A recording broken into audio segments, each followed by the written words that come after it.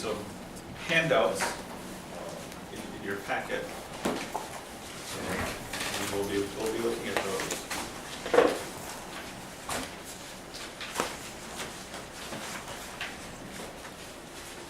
So the first thing we'll be talking about is researching your cemetery record.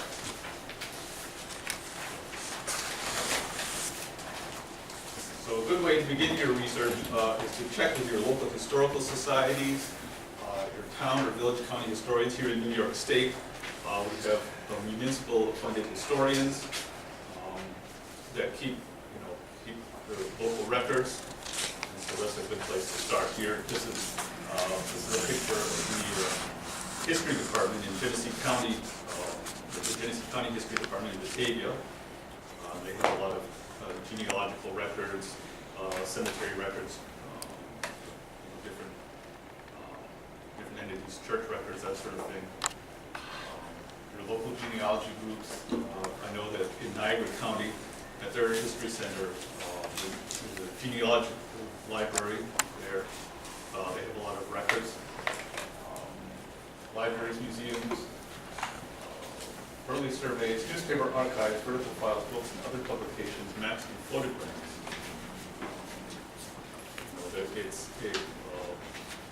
It can be sort of hit or miss on what they have, depending on what you're looking for.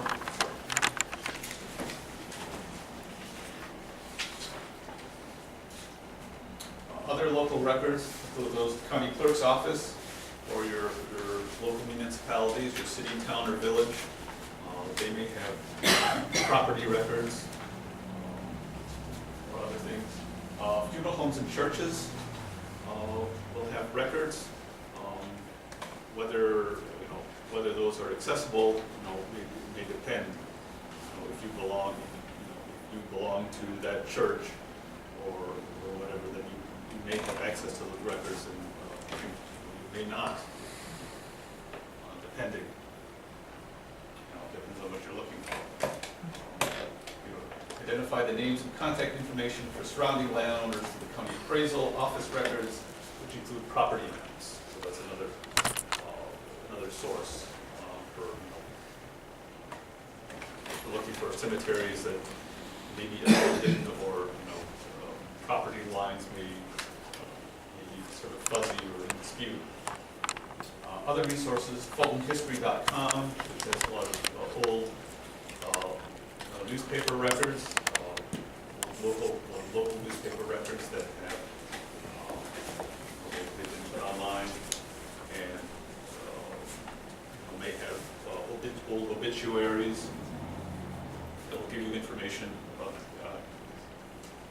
Terry, I have the pleasure of working part-time for the town of Cheektowaga in the Record and Archive Center now.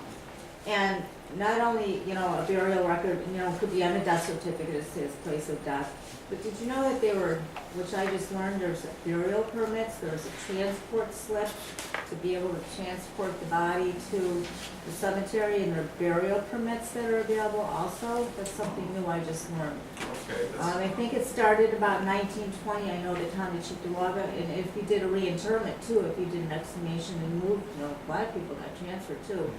By law, it's issued under the public health, New York State public health law, but it's called a burial permit also to, I guess the undertaker would take this permit to the cemetery and say, here's my slip to allow this person to be buried there. So there's those slips too now that you can find.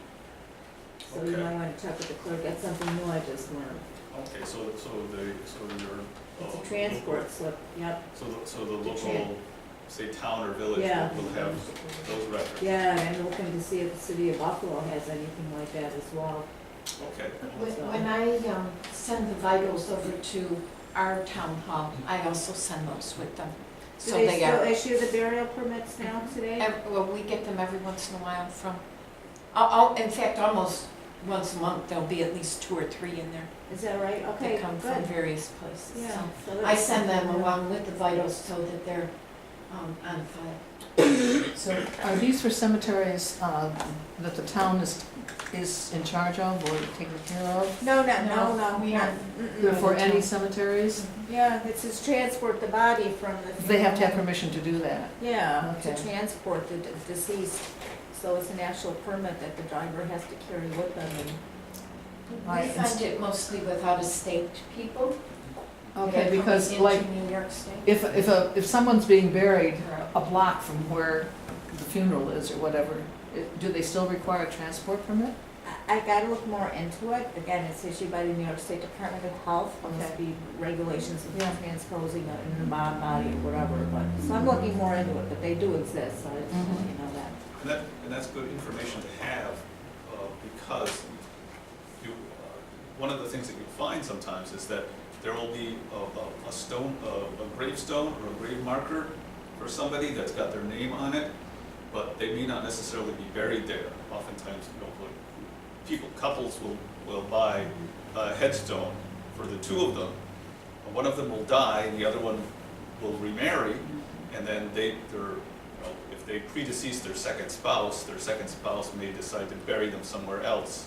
So you may have two markers for somebody, or they, or whatever. But oftentimes you may find gravestones marking for people that aren't buried there, and maybe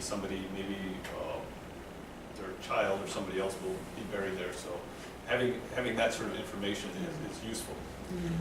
A question, to go to the town clerk or village clerk now and get birth or death records or whatever from them, you have to be a relative and be able to prove that, or it has to be at least 75 years ago.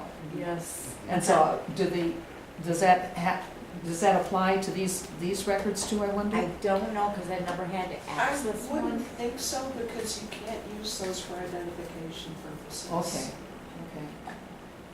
But because I know we've had people complain, they go into our clerk's office and they can't get the information they want, and maybe the person's, there was within 2 years of being 75 years, I mean. I know. It's only in New York. It's not like that in every state, you know. No, it's like that in Michigan too. Is it? Yeah. It is first degree relative for Yeah. those statistics. The other thing to keep in mind too, though, I mentioned like Fulton History or Ancestry.com, you go onto your genealogy websites. A lot of that information is put in, by individual people, and those of us who work in genealogy know that all the information isn't necessarily correct, and so you have to sort of really examine your sources and double check. You want to have not just, you might want to have more than one source of information. Even the obituaries that appear in the newspapers may have errors in them, or a lot of times they're self-reported, so that your family may include people in there that aren't necessarily relatives, or they may exclude people who are relatives that, for whatever reason they don't want them associated with the deceased. So you have to check more than one source for your records when you're looking at these.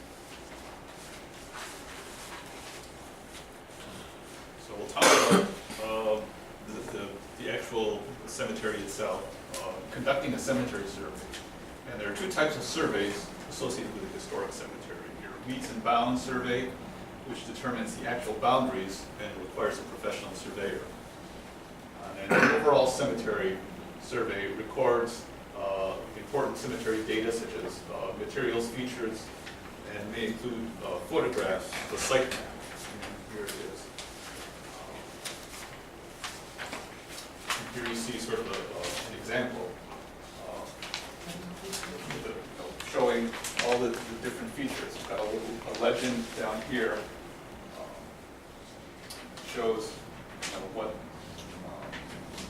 the various features are. You've got a fence, different types of fences, different types of headstones, whether you've got a slab or a crypt. trees, and other things, and so you want to when you map out your cemetery, you want to sort of put all this in. Are those symbols universal, or is this something individually made up? I mean, is there some kind of Standard. association out there that is standardized symbols for? I don't know that there's anything really standard, but but like I said, you would sort of note it, create a legend that Right. that has all the symbols on there, so that people understand what each one is.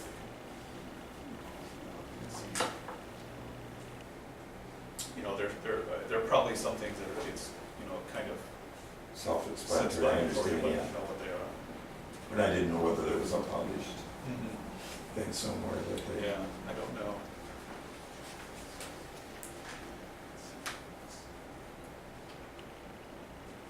So you want to map the cemetery, and you want to include the boundaries, your internal fencing, all the grave markers, fragments, even if there's not a full marker there, or there's one that's broken or missing. Include those, any pathways, landscaping, and even depressions. Sometimes there are a lot of cemeteries that the graves aren't marked. They couldn't afford to put in a headstone or anything. But you may be able to tell that there's somebody buried there, or they will tell you that the cemetery is full. It's been filled up, even though there's not a lot of markers.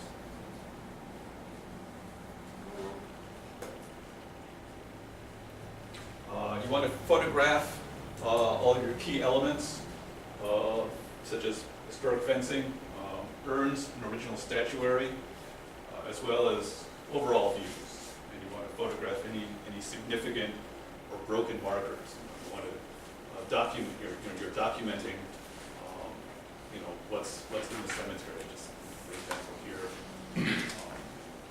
You see here's some examples of some urns, some additional pieces beyond what they've got here. In fact, they've got this, this large, very large monument, which is a family monument. If you look at some of your descriptions and definitions,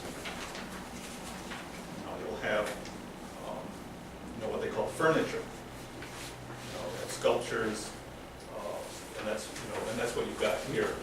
These two urns, there are additional sculptures that are part of the family plot. And then over here you can see some smaller, individualized headstones that are all sort of uniform, and you'll see that in a lot of your old cemeteries, where there'll be a large family monument with a family name on it, and then it may even have on the different sides of it the names and the dates and information about the different family members, and then you'll have these sort of individual plots that may have just their name, the first name, or say father and mother, and so on, and that's where they're actually positioned, where the body is really buried.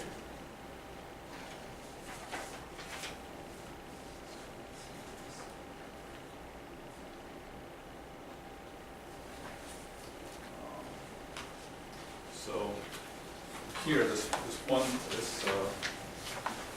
first here, the condition survey form,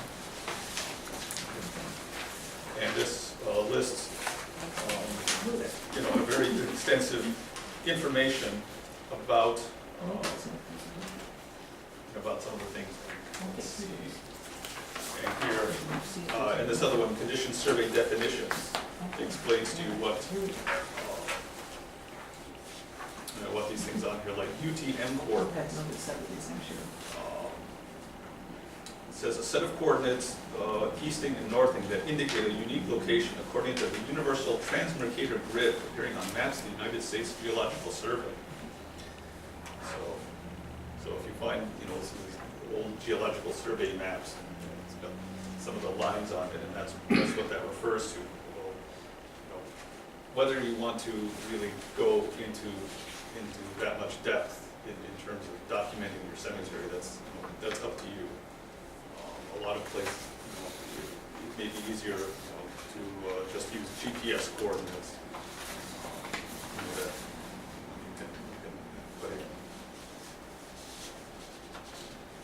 So, some of this is pretty self-explanatory.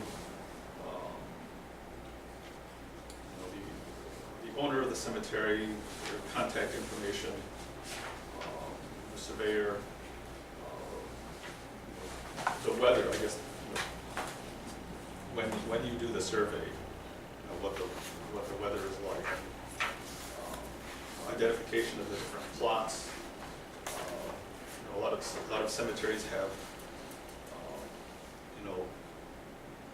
block numbers or plot numbers, lot numbers, and all that sort of thing to identify for the cemetery. Especially if it's a large cemetery, the cemetery association and stuff will have all these sort of almost like an address, just like you have a house address. It's essentially you're talking about the address for the individual plots themselves.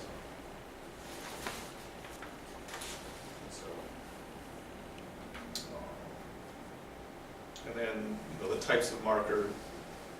Talk about headstones. There are headstones and footstones. And a lot of times, your footstones, they're smaller. They may just have like the initials of the individual person that was buried there. And a lot of times these end up getting lost. We're talking about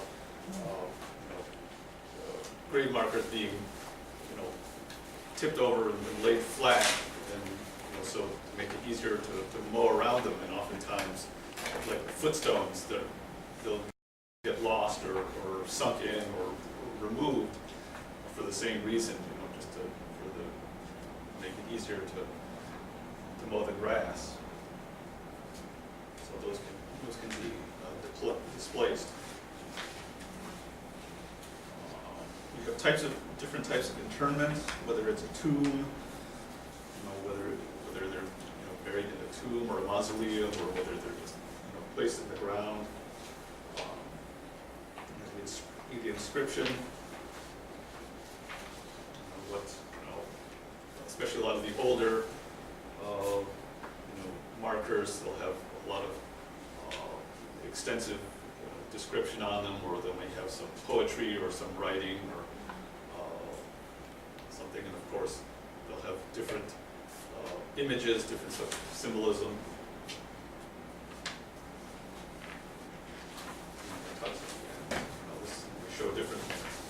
Shows different types of markers on here. The headstone, footstone, a ground tablet, funeral home plaque, just the sort of basic thing that they get, the sort of temporary marker that sometimes, that's the only thing that's there. They may, sometimes they don't, even if they put a headstone in, they may leave the funeral home plaque there, or that may be the only thing. Of course, a lot of times, some of the older ones I've seen, they were metal, and they've got the little letters that they sort of just put in, and of course those get lost, and they get run over by the lawnmower, and so you've lost that information. There are different columns, bedsteads, different, there's some tablets, some sort of grave markers that, were designed to lie flat. They may be raised up on a little sort of platform. So those different types of markers. And there's states of interment, whether they're tilted or sunken or fragment. You see markers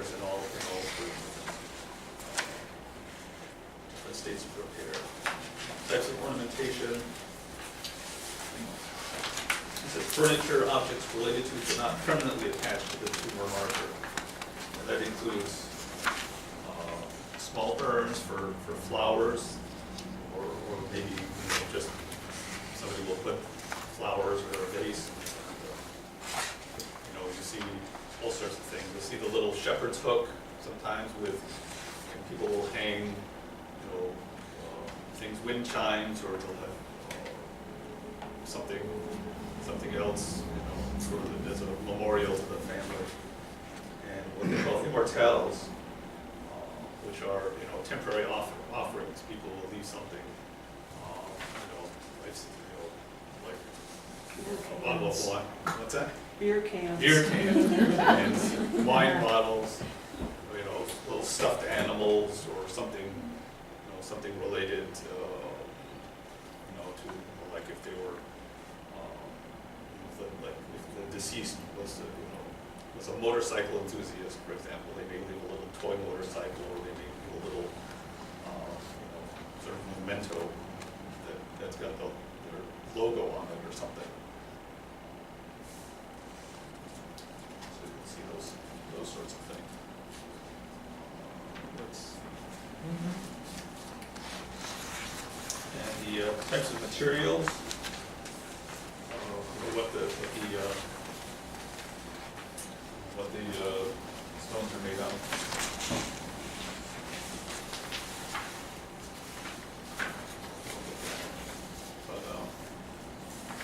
But we'll just look into that in a minute. But just to talk a little about this other form. This is a rapid cemetery assessment form. And I picked this up from the National Park Service. And so this is just a little sort of basic form to go through to inspect, to do, sort of a condition report, especially if there's been some kind of damage, with experienced vandalism, or if there was a storm or something, where headstones were knocked over or whatever. You could just sort of do a quick review, and check off, what type of structure is it? Is it a marker? Is it a footstone? What the material is, what type of damage has been done? Is it fallen over? Is it broken? It gives you sort of a standard, the level of damage, 1 to 10%, 30 to 60%. Just sort of basic things. And on the back side is the definitions for the materials and damage and so on.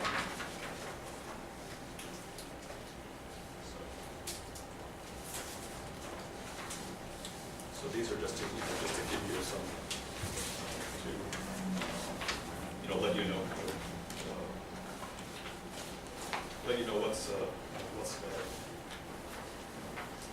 what you're talking, what the definitions are, so when somebody talks about, some of these things. They're saying. Here we'll look at, here's an example of one of the things that we did, I think 2 years ago, in was it Batavia Cemetery? Batavia. We see, for example, cleaning. You see on the left, before, and then on the right, it's after. And so you can see the difference. Here it is. We've got all the, all the dirt and pollution. You get air pollution and so on, because the markers are exposed to the elements. They're out there every day, all the time, and so you sort of see the effect that goes on, and then after the cleaning, and as you said, Terry, was that taken right after the workshop, or was that taken later? that was taken right after. Right after the workshop? The Batavia Cemetery has an industry, I forgot what it was, a factory across the way that used to spew a lot of smoke and pollution, and so a lot of their stones look exactly like the left-hand side. It's amazing too because like when you look at the left-hand side, it looks like it's supposed to be a black stone, you know? And like so whoever cleaned that stone off, like really did a phenomenal job. Yeah. So and this, and this is just, as I said, this was right at the end of the workshop. So even just in a couple of hours, you can really see the difference. And sometimes they continue to get lighter as time goes on. If you've used the D2, they'll continue to improve. Is that with the D2? Yes. Full strength? I don't know, but I believe so. Yeah, it was D2. Yeah. And here's another example. This was taken last year at the Lewiston, at our workshop at the Lewiston Cemetery.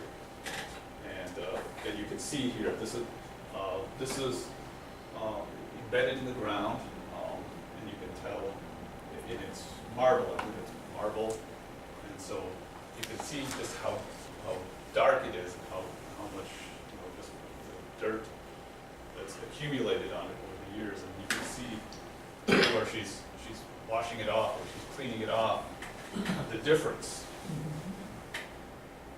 And that's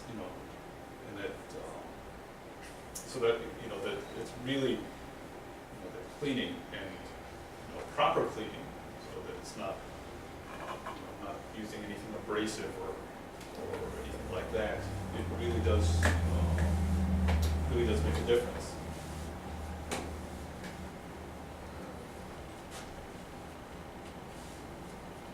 Here's an example of a stone where the base, you can see here where the base is broken. The actual marker itself is in fairly good condition, but the underlying part has started to crumble.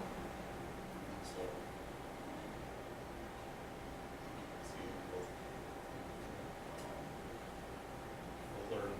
we'll see what happens with the this is something that can be reset. Remove the marker carefully, and then put another, build something up to. That's on the sheets I gave out.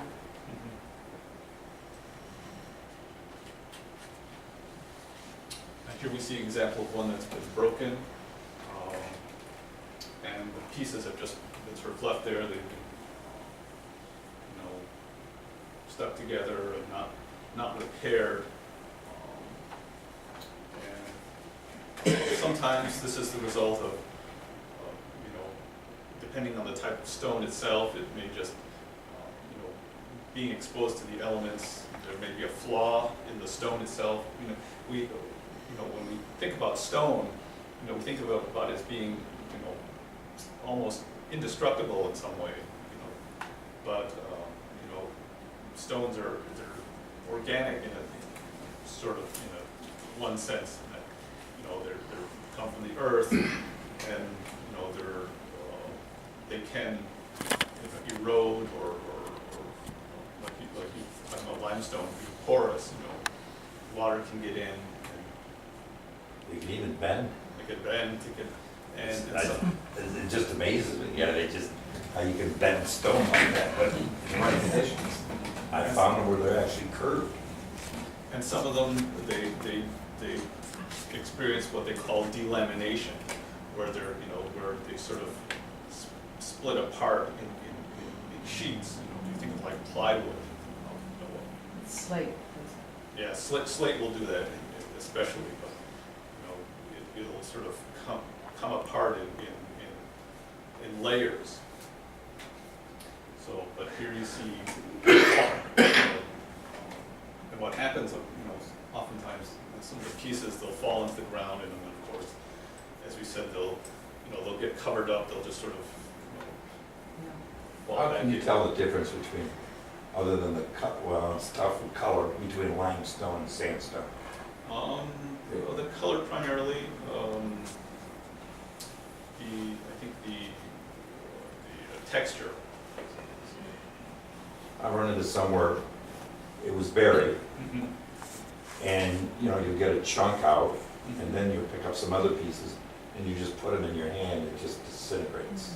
Yeah. You know, and I was thinking that's probably more sandstone Mhm. than limestone. Yeah, probably.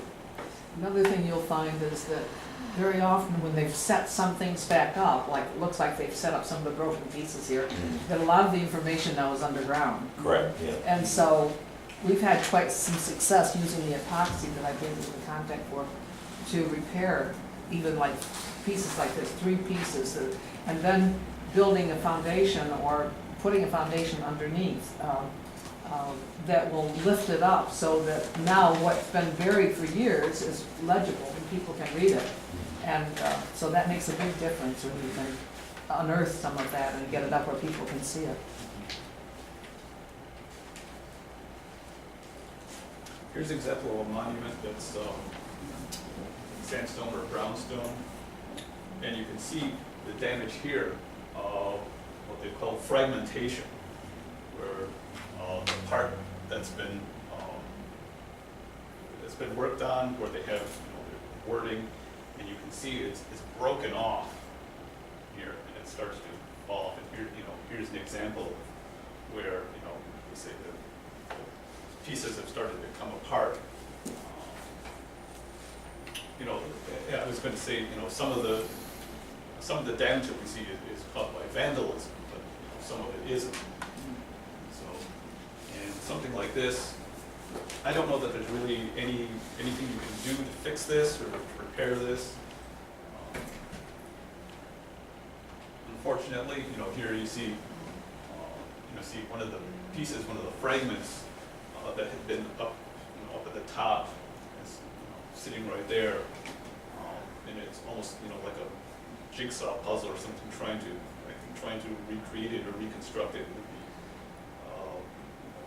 next to impossible unless you have all the parts. And some of them, they'll be, it's like trying to put, have like a glass vase or something that's broken into numerous pieces, trying to sort of reconstruct it is really difficult. But you can also see some of the biological, the lichen on here, and that may have contributed to the damage that we saw on top.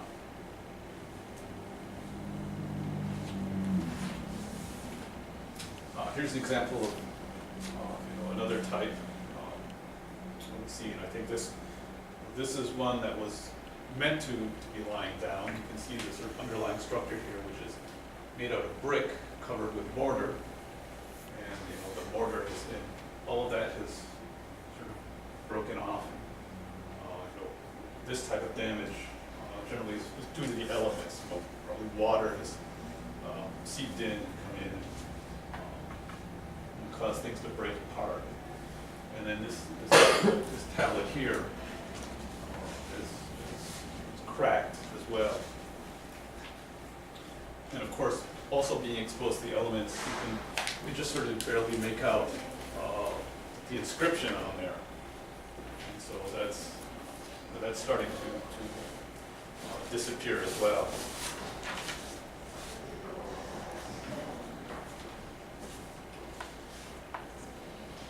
Here's an example.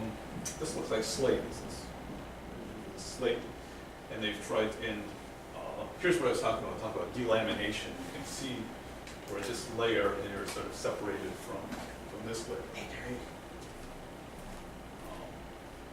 And in order to protect and preserve it, they put this what looks like this sort of copper collar on top to sort of hold it all together. How successful that's been, it's hard to say. That can be, sometimes, the efforts to fix things in the past can end up doing more damage. Because you're trying to sort of marry different materials together. Sometimes you'll see see some of these, like, those types of headstones back there, they'll break, and they'll have like metal splints, essentially, that they put on there. Of course, you have to be careful with that sort of thing, because, then you have potential rust problems with the metal that can end up causing even more damage. And here's another view. Again, you can see sort of this splitting, and then it's here trying to just trying to hold it in, hold it all together.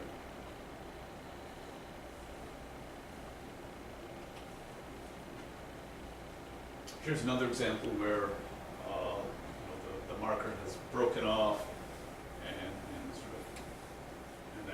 then sort of become embedded in the ground. So a lot of times they'll just stay there, and then they'll sink in even more.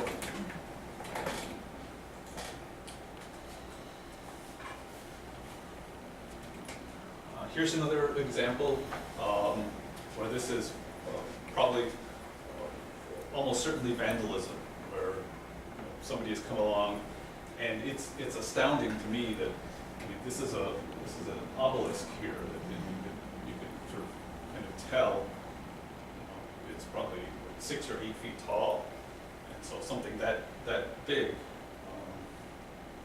made out of stone.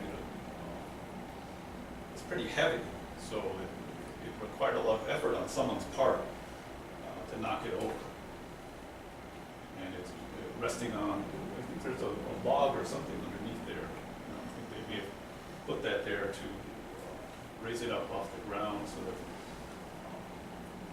when they repaired it, because something like this, they'll use a tripod, and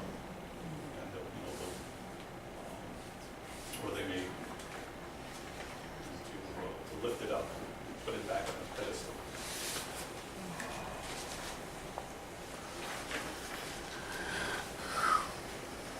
And here, from an earlier workshop, we see we're repairing a stone that's been broken, and this stone actually was broken into, I think, 4 parts. And they're using, they've got metal pins that they use. They'll drill into the stone and insert the pins, and then place it together.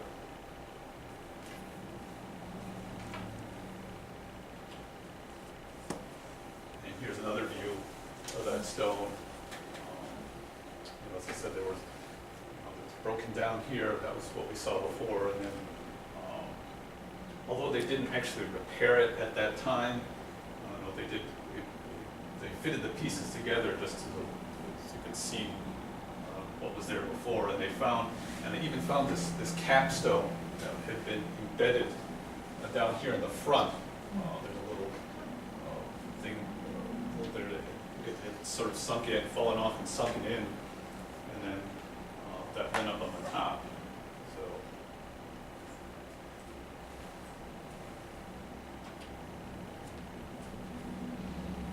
here's a stone that had become detached from the base. This is the one we worked on last year.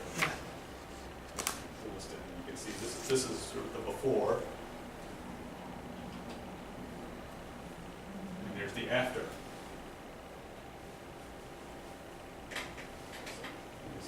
And this is these smaller ones you can see, with the sort of training that we'll get this afternoon, it's something that we could easily do.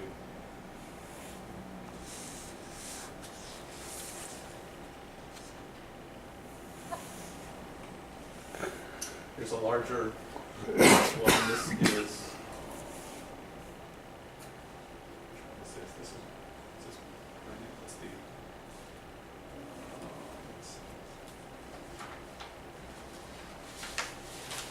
This is just an example of the different types of material.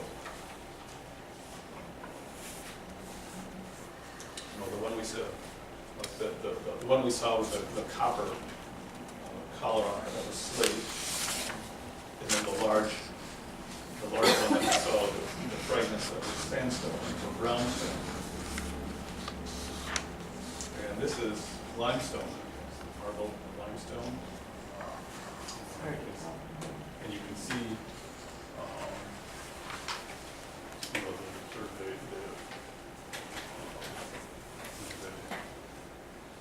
the greenish there on it. That's on there.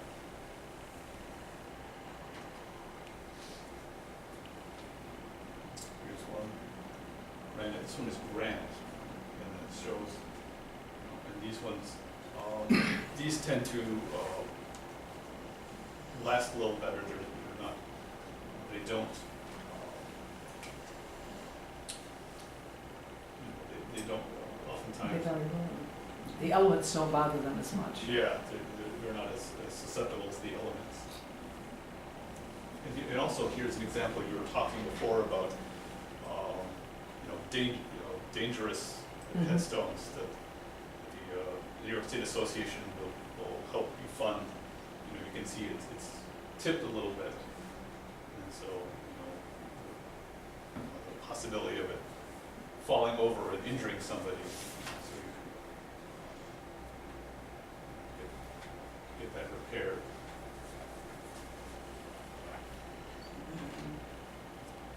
And here's an example. This is what they call white bronze, or it's actually zinc. And it actually has kind of a bluish cast to it. So it's not really bronze, it's not really white. But I guess they wanted to something fancy sounding name to make it sell better. But you'll see these as well. They're metal, and and those aren't as susceptible to the elements either. And, you can spot them fairly easily when you see them in the cemetery. The only thing is they're hollow, and some of the seams may come apart. Yeah, they last pretty well unless somebody runs into them. Then you can't fix them then, pretty much.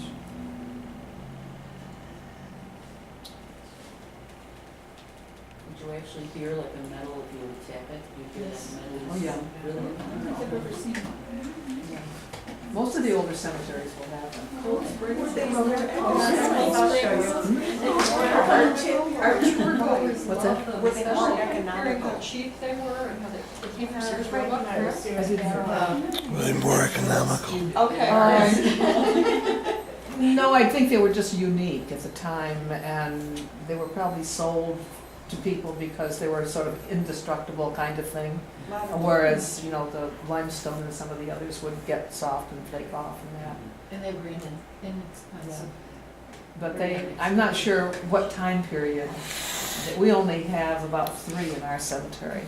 We have quite a few, about 1885 and 1915. Yeah, it was, I think, that early 1900s time period. Well, they stopped during World War I to make They probably needed the the metal. metal for armor.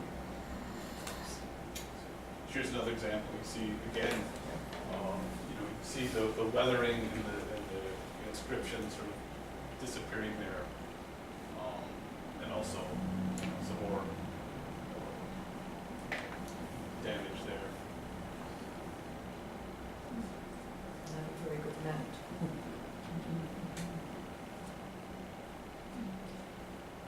Here's another example. You see,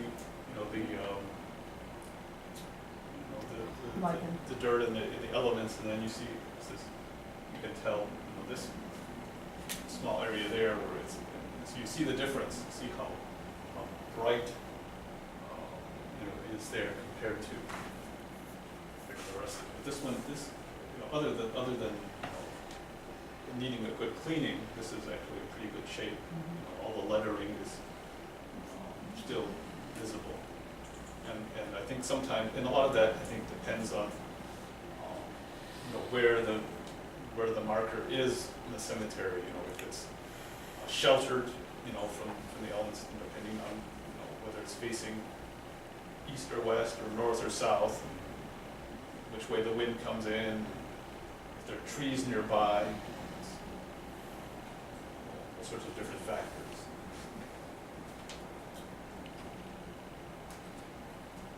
So, you know, you just, you know, as I was saying, you want, you know, want to thoroughly document, you know, what's going on and what all the different markers are, and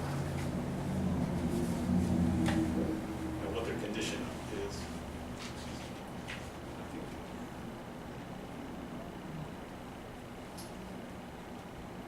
trying to decide if this one, does this look like a zinc? It does from here. Yeah, so you can see, I mean, even from a distance, you know, you can spot them. So I mean, it's funny because a lot of that, they were designed and built to look, you know, like stone, but you know, they're readily identifiable. So I think that's it. Question. I've spotted a few stones that, limestone, when it starts to deteriorate, the sparrows go after them because of the calcium carbonate. They want it during nesting season, and they just pack the thing to smithereens. Did you experience that? Is there a way to prevent it? I don't, well, I don't know that there's, that's a good question. Talked to the DNR and they had no clue. Apparently, they go after modern old houses too. I suppose the only thing you could, you know, one thing you could do is you could put something up, you know, like you do with trees, fruit trees, put something, you know, that, like they put old CDs or something that, or something, something shiny to, yeah, to